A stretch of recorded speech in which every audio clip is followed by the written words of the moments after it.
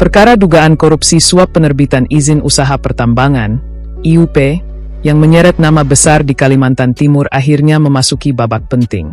Pengadilan Tipikor Samarinda menjatuhkan vonis 4 tahun penjara kepada Dayang Donna Walfiariestania Faruk dalam sidang putusan yang digelar Senin, 11 Mei 2026.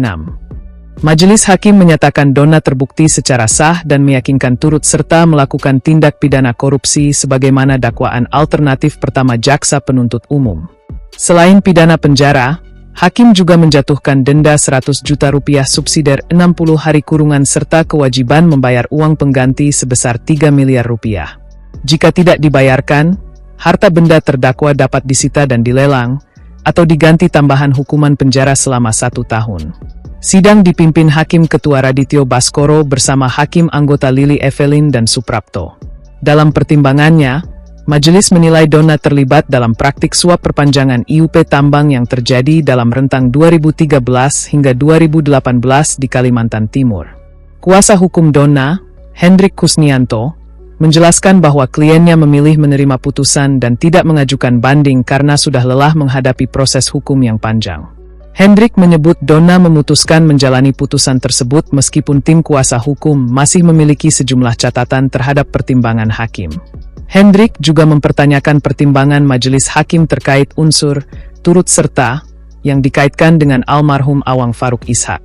Menurutnya, sosok Awang Faruk tidak pernah muncul langsung di persidangan, tetapi tindakan Donna dinilai sebagai satu kesatuan dengan perbuatan sang ayah.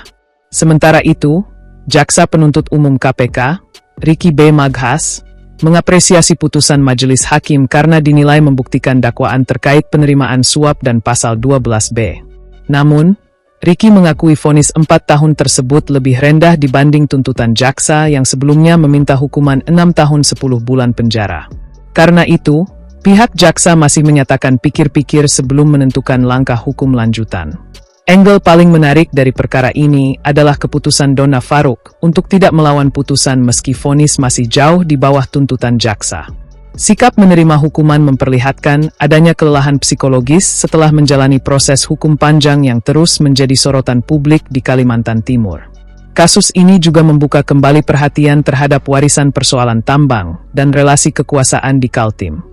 Nama Awang Faruk Ishak yang terus disebut dalam persidangan membuat perkara ini bukan sekadar kasus individu, melainkan bagian dari dinamika besar tata kelola pertambangan di daerah. Di sisi lain, vonis minimal 4 tahun memunculkan perdebatan baru.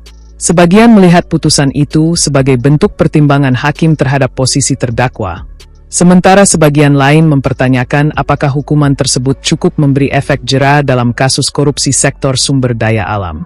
Kini, publik menunggu langkah berikutnya dari jaksa KPK. Jika jaksa memutuskan banding, maka drama hukum kasus suap IUP yang telah menyita perhatian selama berbulan-bulan dipastikan belum benar-benar berakhir.